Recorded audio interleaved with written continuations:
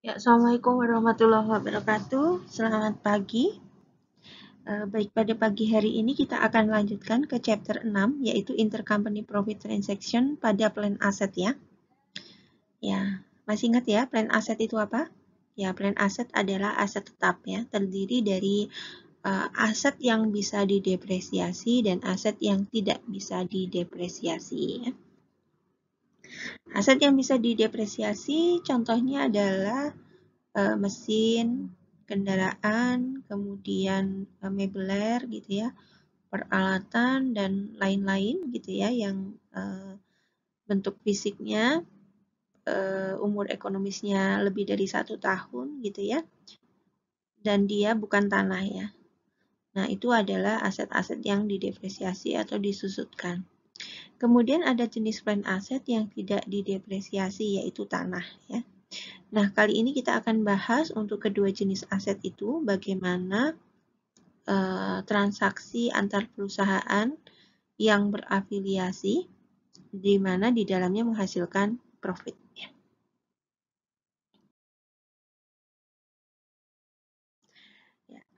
Nah, ada 4 hal, ya, 4 kompetensi di chapter ini. Yang pertama adalah melakukan assessment, ya, menilai dampak dari intercompany profit on transfer of plan asset in preparing consolidation working paper. Ya, jadi bagaimana kita melakukan penilaian atas dampak dari intercompany profit transfer yang merupakan plan aset ya, dan melakukan konsolidasi. Kemudian yang kedua, melakukan penundaan ya, penundaan atas unrealized profit on assets transfer ya. Jadi untuk profit yang belum direalisasi, nah ini kan ditunda ya pengakuannya by either the parent or subsidiary ya.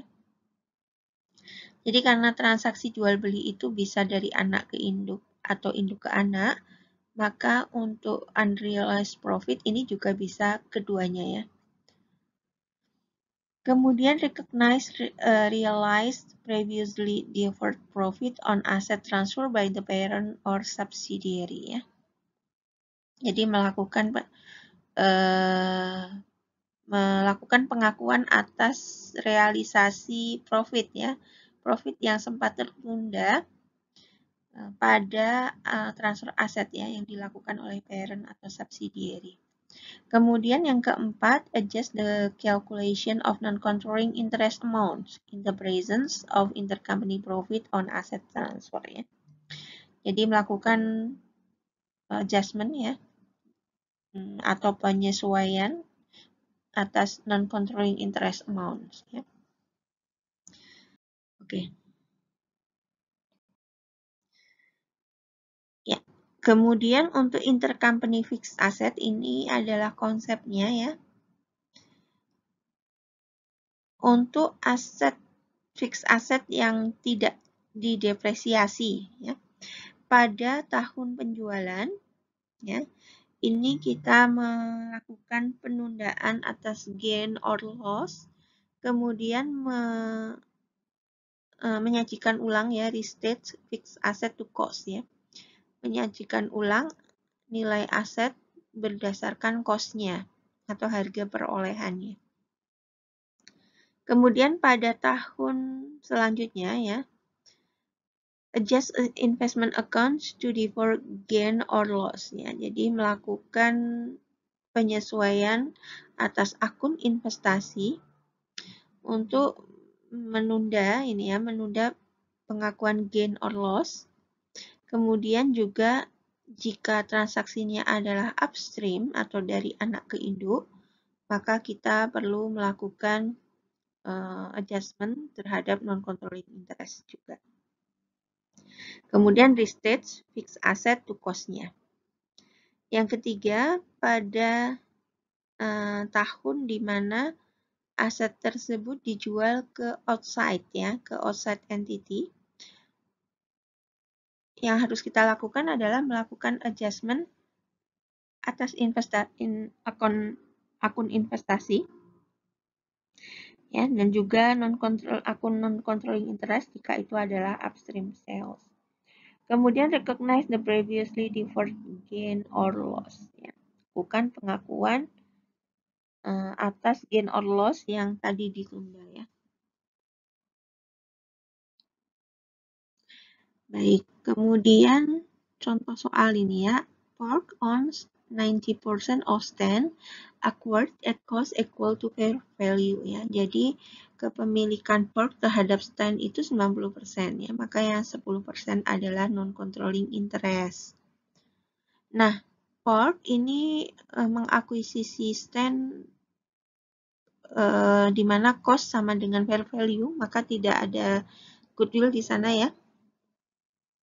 Nah, di tahun 2009 itu Park menjual secara downstream sebidang tanah ke Stan, ya, dan mengakui adanya keuntungan sebesar $10. Di tahun 2013, Stan menjual land yang dibelinya dari Park itu ke outside, ya, dan di sana menghasilkan gain sebesar $15. Kemudian laporan income Stan terhadap Park itu di 2009 dia melaporkan untung $70, kemudian di 2010 sampai 2012 itu $80, dan di 2013 $90.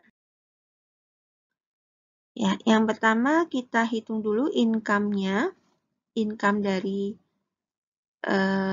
Stan, ya. Income dari Stan di 2009 itu ada 70, maka kita split, ya, income yang menjadi haknya controlling dan non-controlling interest. Kemudian di 2009 itu kan ada penjualan land yang menghasilkan keuntungan sebesar $10, ya. Nah, di sini kita lakukan eliminasi, ya, atas laba yang dihasilkan dari penjualan land tersebut.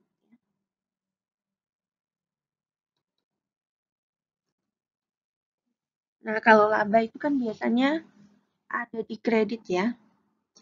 Nah, namun ini labanya posisinya di debit, ya, karena kita akan mengeliminasi. Ya. Jadi labanya dihapuskan sebesar 10, kemudian land posisinya di kredit, ya, dihapuskan di kredit sebesar $10.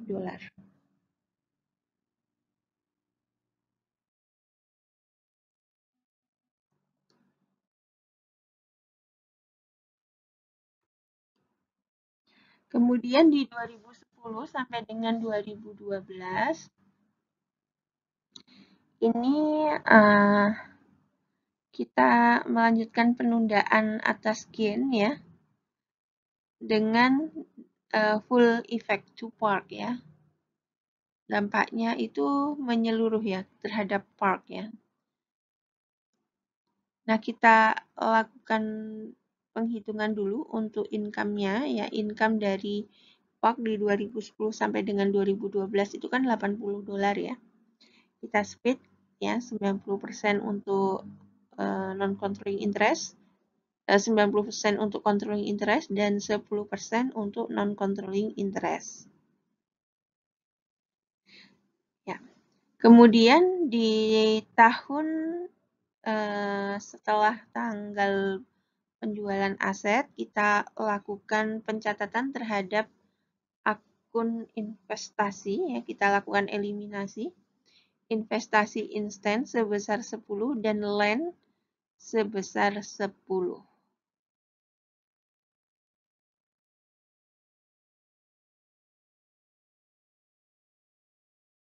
Ya. Kemudian di 2013 itu kan dijual keluar, ya. Dijual keluar, dia menghasilkan laba $5, ya. Nah, $15 ya labanya. Laba Stan keluar ya ketika menjual land tersebut. Maka karena landnya sudah dijual ke luar, outside dari entity, kita baru boleh mengakui gain ya. Sebesar $10 tadi kita akui ya. Maka di sini untuk jurnal eliminasinya, debitnya adalah investment instant sebesar 10 dan gain on sales of land sebesar $10. Baru diakui di 2013.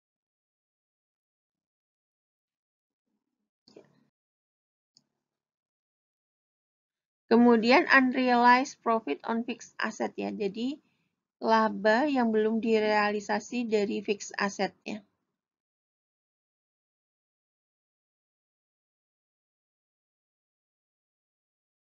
Untuk unrealized profit or loss untuk aset yang tidak didepresiasi, konsepnya ada 3.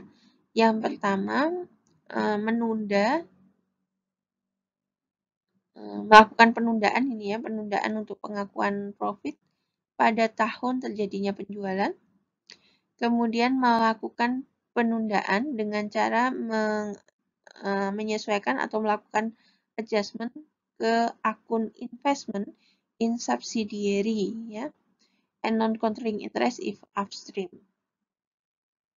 Kemudian di konsep yang ketiga baru melakukan pengakuan ketika barang tersebut dijual keluar entitas.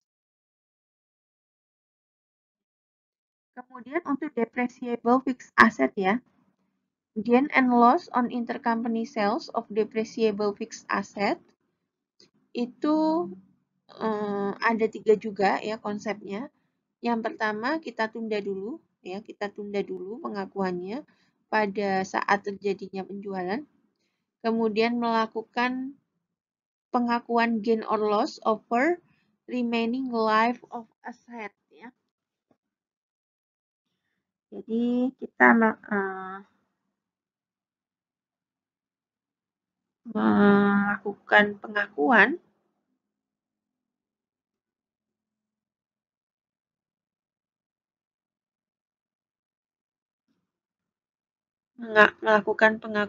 terhadap gain or loss-nya dari umur ekonomis yang tersisa ya. Jadi kita lihat dulu karena dia kan aset yang terdepresiasi ya.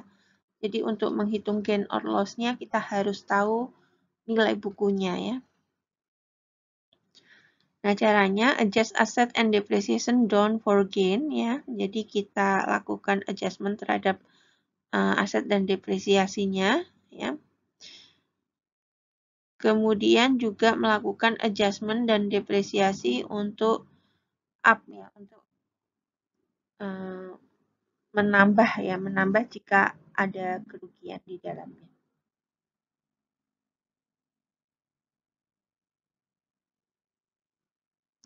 Kemudian mengakui unamortized gain or loss selama penjualan dilakukan di luar entitas.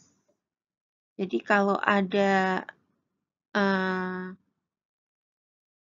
penjualan di luar entitas, maka untuk gain or loss-nya itu kita buat laporan amortisasi ya. Ini contohnya untuk downstream transaksi dari induk ke anak ya. Perry memiliki 80% dari sahamnya Soper yang diakuisisi cost-nya sama dengan fair value. Ya, tidak ada goodwill ataupun bargain purchase. Nah, ini proses akuisisinya dilakukan 1 Januari 2009, kemudian di 1 Januari 2009 ini Perry menjual equipment. Oke, equipment. Equipment ini adalah aset tetap yang terdepresiasi ya. Nah, penjualan tersebut menghasilkan profit sebesar $30. Umur ekonomis dari asetnya adalah 5 tahun, ya, dihitung dari 1 Januari 2009. Shopper dispose of the equipment at book value at the end of 5 years. Shopper's income di 2009 itu $70, kemudian 2010 sampai 2012 adalah $80, dan di 2013 $90. Nah, kita lihat perhitungannya. Nih ya.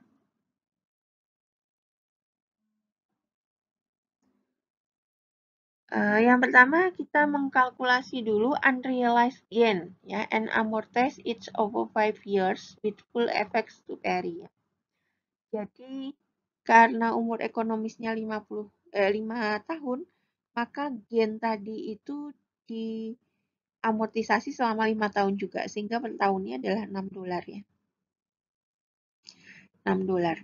Nah, nilai $6 ini nanti akan mempengaruhi income-nya carry yang berasal dari shopper. Shopper itu kan melaporkan income tadi 70 ya di 2009, itu kita kalikan dengan persentase kepemilikan. Ya, kemudian dikurangi dengan gain-nya ya, gain total ya, kemudian ditambah dengan amortisasi gain ya.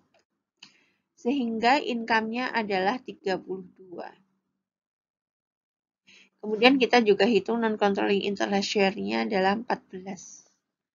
Nah, yang kita eliminasi apa saja? Yang pertama, kita mengeliminasi laba dari penjualan equipment tersebut. Kita eliminasi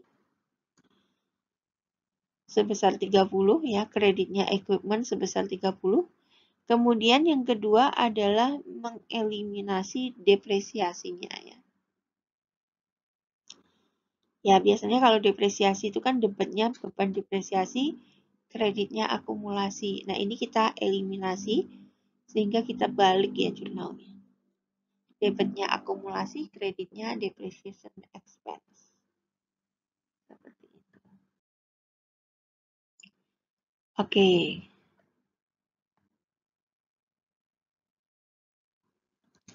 Ya, kemudian yang bagian ketiga ini adalah mengakui profit yang sudah terrealisasi ya, dari penundaan yang kita lakukan ya. Jadi profit itu baru bisa diakui ketika aset tersebut dijual keluar ya. Ya. Jadi bagaimana kita melakukan pengakuannya ya. Ini kita lihat lagi ya. Gains or loss yang kita tunda karena asetnya masih berada di perusahaan kita ya, meskipun itu anak perusahaan. Recognize over the life of the depreciable assets untuk downstream sales itu kita lakukan adjustment di akun investment in subsidiary ya.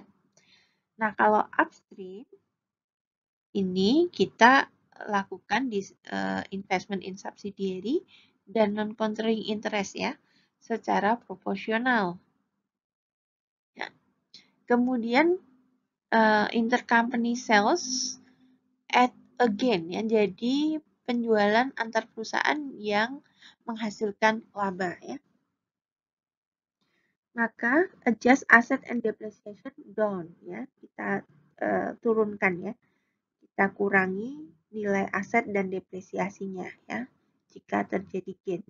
Tetapi jika terjadi loss, maka asset and depreciation ini kita up, kita tambahkan. Contoh ini ya. Continue to recognize part of the gain with full effect to carry ya. Jadi carry di ini ya, di 2010-2012 itu kan shopper melaporkan gain-nya adalah income-nya adalah $80 ya. Maka nilai 80 ini kita kalikan dengan persentase kepemilikan, yaitu 80%, ya, ditambah dengan amortisasi gain tadi ya, yaitu $6. Totalnya adalah 70. Kemudian untuk non-controlling interest, itu kita kalikan 20% dari 80, totalnya adalah 16. Ya. Oke, nah jurnalnya bagaimana untuk eliminasinya? Yang pertama, kita lakukan eliminasi pada akun investment in shopper sebesar 24 ini ya. Sebesar 24 ya, karena kan tadi 30 dikurangi 6 ya. Kemudian accumulate depreciation-nya 6 ya, sehingga nilai gain-nya ini dieliminasi pada equipment ya sebesar 30 ini nilai gain-nya. Ya. Kemudian karena dia menghasilkan gain, maka ini kita kurangkan ya, menyebabkan penurunan pada akumulasi dan depresiasi ya. Accumulate depreciation ini kita debit sebesar $6 dan depreciation expense sebesar $6.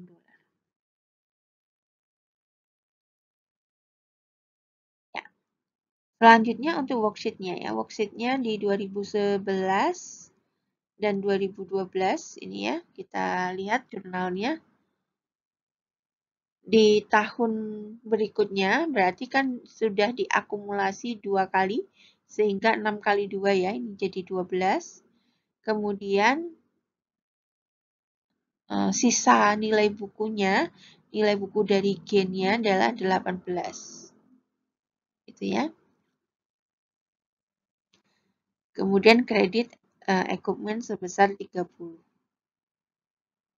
Selanjutnya untuk akumulasi depresiasi juga sama $6 ini ya per tahun. Ya. Kemudian di 2012 nilai investmentnya berkurang lagi ya, sebesar 6 jadi 12. Akumulasi depresiasinya bertambah 6 dari 12 menjadi 18. Equipment tetap 30. Kemudian akumulasi depresiasi dan beban depresiasi ini kita eliminasi ya.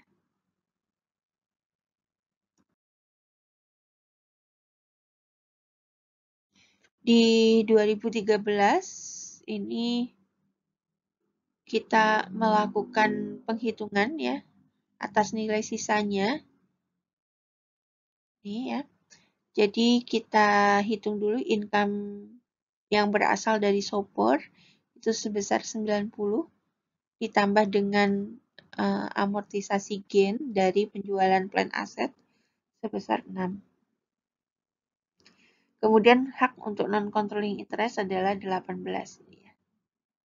Nah, ini jurnal eliminasi yang terakhir ya. Karena sudah dieliminasi 4 tahun, maka 6 kali 4 ya. Investment in shopper-nya tinggal 6 ya. Kemudian accumulate depreciation ya, $6.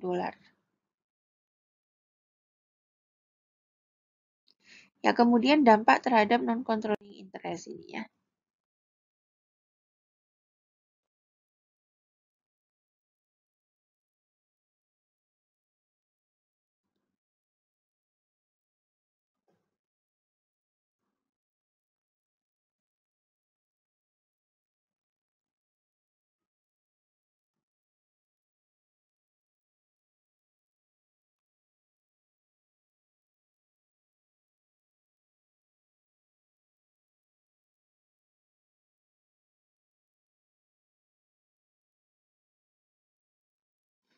Oke, untuk sharing unrealized gain or loss ya. Jadi kalau transaksinya upstream atau dari anak ke induk, maka nanti harus di-share ke non-controlling interest juga ya.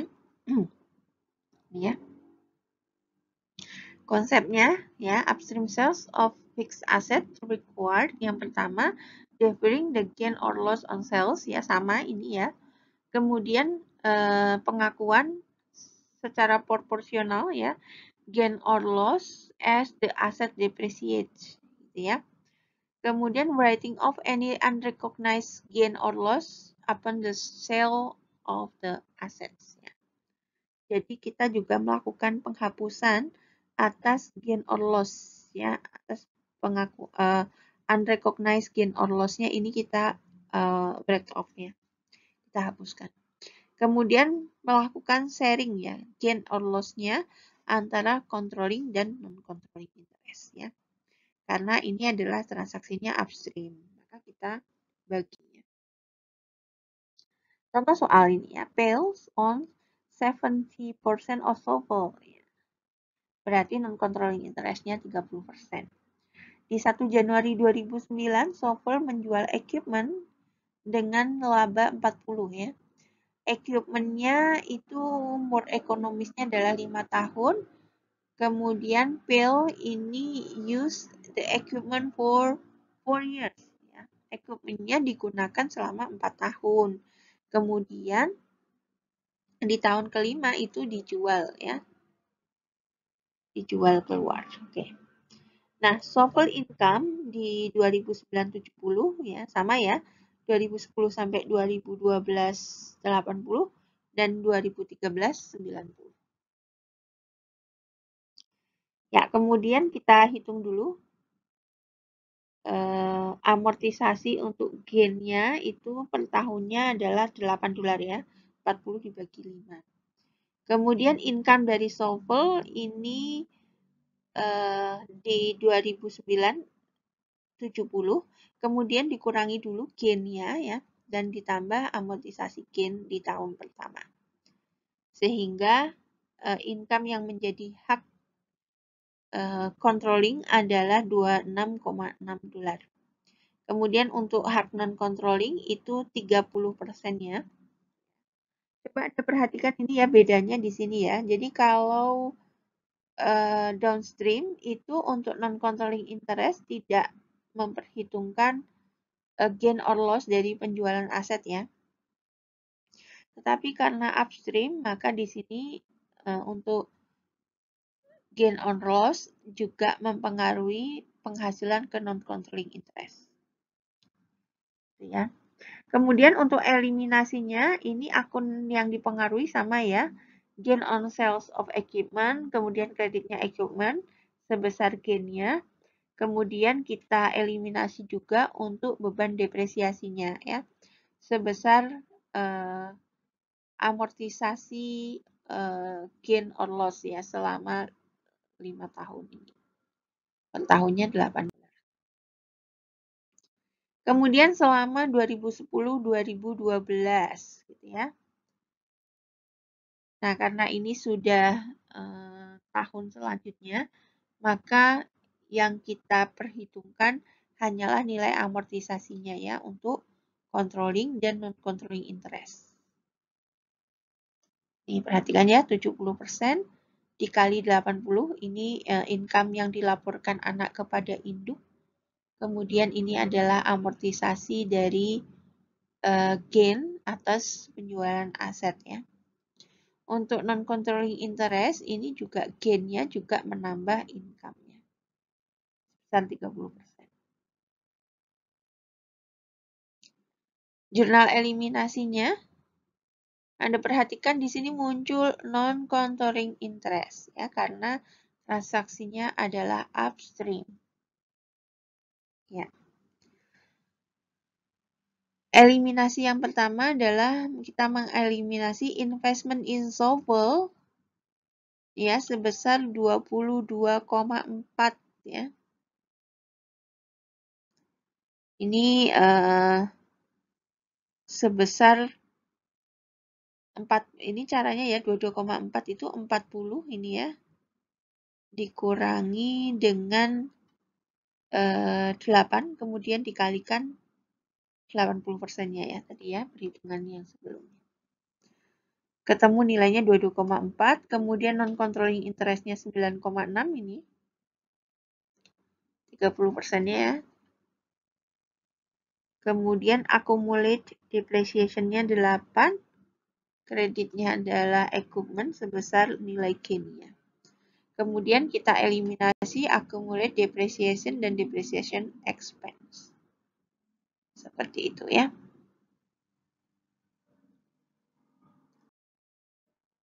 Ya, kemudian untuk tahun 2011. Ya, ini karena sudah 2 kali amortisasi ya.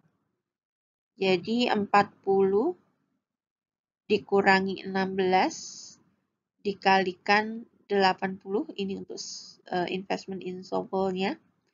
Kemudian 30 untuk non-controlling interest. Ya. Rumusnya sama, ya, hanya perhitungannya yang beda karena sudah tahun berikutnya ya. Kemudian untuk eliminasi depresiasinya sama ya. Accumulate depreciation, debit, dan kreditnya adalah depreciation expense. Kemudian untuk tahun 2012. Ya, ini sudah 3 tahun ya, berarti 8 kali 3. Di sini 24. Kemudian 16-nya ini dibagi 2, 80% untuk investment insolvable dan 30% untuk non-controlling interest. Kemudian depresiasi juga sama.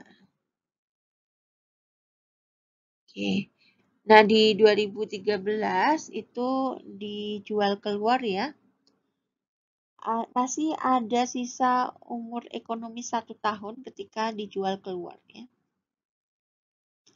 Ini sehingga ada unamortized gain sebesar 1 tahun dari amortisasinya, yaitu sebesar $8 ya. Kemudian kita hitung dulu berapa nilai income-nya ini ya. Di 2013 dilaporkan income dari Sovel ke Pales itu adalah 90. Ya, maka di sini 70% dikalikan dengan 90 plus 8 ya. Kemudian untuk non-controlling interest-nya 90% ditambah 8 kali 30%-nya. Ya. Kemudian untuk jurnalnya ya, jurnal di 2013 ini sudah didepresiasi 4 tahun ya. Jadi 40 dikurangi dengan 4 kali 8 ini 32 ya, sisanya adalah 8. 8 itu dibagi secara proporsional ke akun investment insolvable dan non-controlling interest. Seperti itu. Ya. Kemudian sales at other than fair value ya. Jadi kita jual keluar ya pada harga pasar ini. Intercompany sales of fixed assets at price other than fair value. Ini bagaimana caranya? Nah, ini konsepnya kita. Yang pertama perlu dicermati ini ya, deserves scrutiny by shareholder. Ya. Kemudian sales above fair value move additional cash to the seller. Ya. Jadi penjualan yang di atas fair value, ya, ini berarti ada perpindahan ya, perpindahan kas tambahan ke seller ya. Kemudian kalau sales di bawah fair value, maka ada transfer valuable goods to the buyer. There is a transfer of wealth. Ya, ada transfer wealth ini ya, keuntungan between the affiliate company and between the controlling and non-controlling interest ya. Jadi kalau ada penjualan, kita cermatin berapa fair value-nya, apakah dia below atau above fair value ya.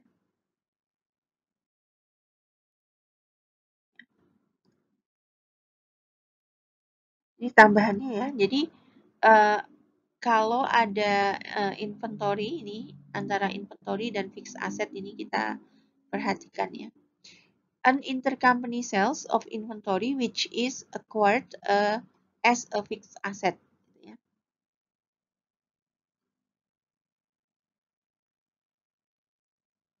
Yang pertama, unrealized profit is removed from cost of sales in years of sales. Ya, jadi kalau ada penjualan inventory, di mana inventorinya itu diakui sebagai fixed asset gitu ya. Jadi misalnya induknya itu dia memang bergerak di bidang penjualan mesin gitu ya. Nah, penjualan mesin yang dimiliki oleh induk itu kan menjadi inventory. Tetapi oleh anak, karena anaknya tidak jualan mesin, tetapi dia memproduksi suatu barang dengan menggunakan mesin yang dibuat oleh induk, maka oleh anak aset tersebut diakui sebagai fixed asset, ya bukan inventory. Padahal di induk dia inventory. Jadi ada dua karakteristik aset pada satu perusahaan afiliasi. Maka bagaimana caranya ini ya? Unrealized profit is removed from cost of sales in years of sales ya. Jadi jika kejadiannya seperti itu, ya di mana penjualan inventory itu diakui sebagai fixed asset, maka laba yang belum direalisasi itu dihapuskan ya dari cost of sales ya. Kemudian profit is recognized over the fixed assets life ya. Labanya ini diakui sepanjang umur ekonomis aset ya. Nah, ini lihat, Anda perhatikan jurnalnya, jika inventory items ini menjadi fixed asset, maka debitnya adalah cost of sales, credit equipment gitu ya. Kemudian akumulasi depresiasi tentu saja ini menjadi bagian dari eliminasi. Oke. Nah, ini untuk pembahasan di chapter 6 ya. Baik, terima kasih. Jika ada hal yang belum jelas dapat ditanyakan. Kemudian kita akan lanjutkan ke latihan soal ya. Assalamualaikum warahmatullahi wabarakatuh.